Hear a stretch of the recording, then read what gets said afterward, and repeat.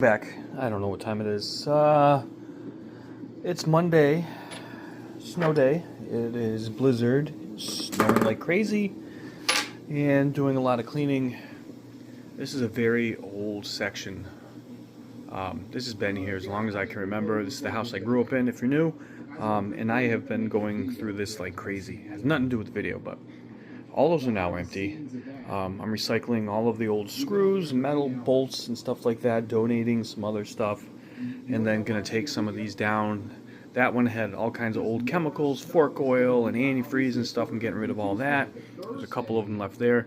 But that's coming down, and then we're going to shift everything over. The old paint section needs to be trimmed. There's too many of those up there. But a huge, huge dent in this old school section, and I stopped because the garbage outside is full, plus it's buried in the snow. That's full. Had to start a second bag. There's some old things in here I gotta figure out how to dispose of because I don't even know what the hell they are, or roof patch and stuff like that. Some tire sealer, I think from the 70s. Yeah, bead sealer. Spring compressors from back in the day when you know, a lot of lowering of cars and having to get the old stuff out. Some of this stuff is just sitting on there just to get out of the way, but that's not part of the video. So I should have waited, but I ordered a gear set for the spur gear for my Fazer D2. It was a 4-pack or 5-pack from 80 teeth to like 89, and I'll never use all of them, but it was a very inexpensive purchase, so it made sense to do it. But then I went to the local hobby shop to pick up the pinion gear, the factory basically 24 tooth, and I might get a smaller one down the road. But this is the factory proprietary plastic 84 tooth, I believe. Don't quote me on that, but I believe I'm correct. But I think I'm going to drop down to an 80. But while I was killing some time, I'm like, I gotta wait for this stuff to get here. Let me pop this off, let's see what I'm in for, and it was very easy. If you're looking to do this and have not found another video, there is a tiny, tiny little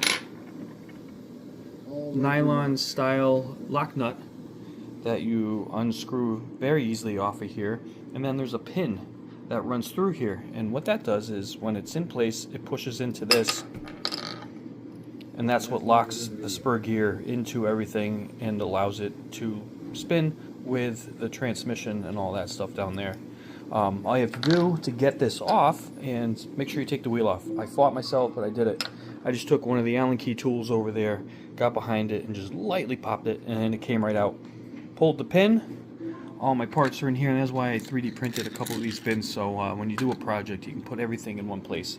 If it were a huge multi-breakdown of something, I'm going to print a bigger version of this, so that way I know where all the parts are. It comes in really handy and you don't lose them. Because on this little thing, it gets knocked off, they fall on the floor, disappear into God knows where, or they end up hitting magnets and stuff and disappearing. So I'm not intending to drive this guy at all. I've got it locked in, messed with all the timing and all that fun stuff with the program card. So I just wanted to see how easy it was to take this off. Oh, you go. I was right. Look at that. 84 teeth. So very easy to do. I look forward to seeing the difference. I think that was part of the reason why it was so noisy, is plastic on plastic gears. The KV is kind of high on this compared to the stock brushless, even though there's not really a KV, it's all turn. But just swapping this, it quieted down quite a bit, and I think this will make a big difference. And I don't think they make the gears that are down inside the transmission stuff in there and metal, and I think they're only plastic, and again that could be contributing to some of the noise.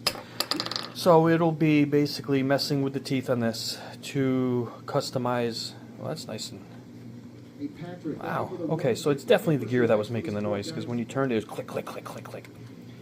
But based on your drive style, where you want boost, you know, if you want more torque versus high end, depending on the track, that's where you start messing with these, and there's a whole mathematical equation to get final drive and what you want, but that's where I'm at with it right now.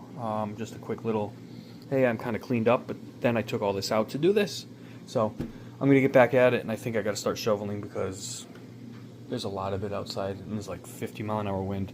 Yay, New England!